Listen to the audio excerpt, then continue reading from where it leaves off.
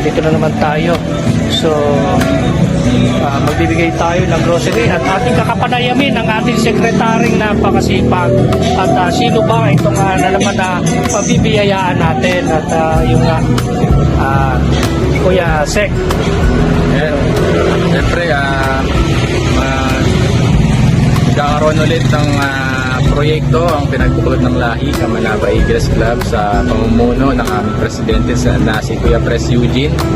And so ngayon meron kaming inihandang groceries para sa mga pamilya na nasalanta sa Uyo, Quezon City.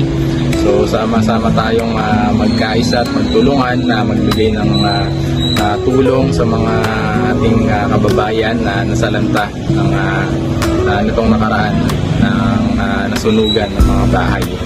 So, syempre maraming salamat sa lahat ng mga kuya at ate na sumuporta at nakiisa upang maging matagumpay ang proyekto na to. Syempre sa aming Kuya Pres Eugene, sa suporta sa bawat isa at walang sawang paggabay at pagtulong sa mga kuya upang mas marami pang matulungan na mga kababayan. At syempre nagpapasalamat kami kay Kuya Serge, no, sa walang sawang pagdokumento pa rin ng ating mga proyekto para sa ating mga kababayan. Samahan nyo kami na magbigay ng tulong ngayong araw na to sa pamilya ng nasunugan sa Uyo, Quezon City. So muli ito ang pinagbuklod ng lahi Kamanaba Eagles Club na handang tumulong sa ating mga nangangailangan.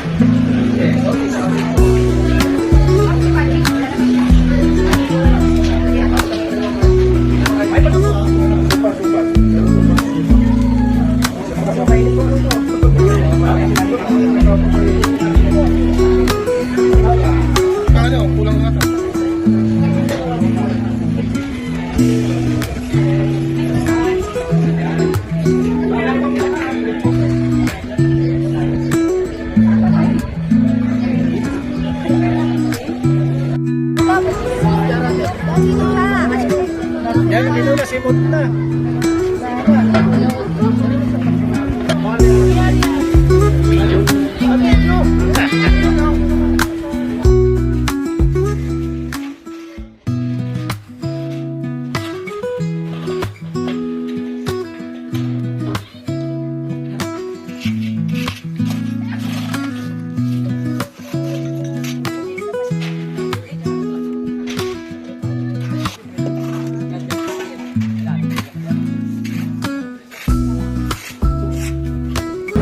Magandang hapon po.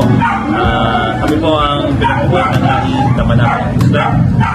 Ito in collaboration po ng Sagisag ng Valenzuela Eagles Club. Bali, dito po kami ngayon para pagsagawa ng relief operation and together with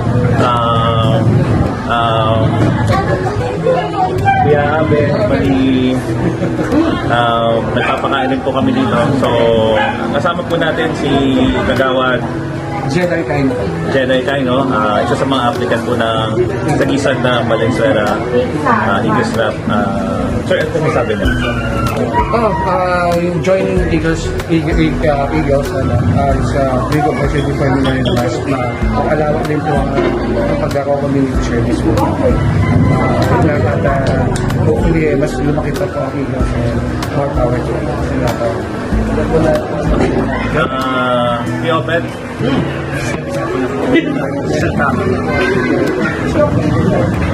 Hello po.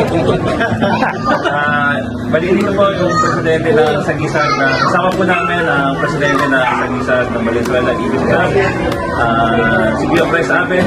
Nandito po para mag-break ng kanya. Magandang po. Magandang hapon. Maraming salamat Kuya Eugene kasi ito, napagbigyan natin yung mga tao dito. Suga kuya, para mo. Nagawa tayo ng community service. Ayun na. Basta pag meron, lagi tayo ready.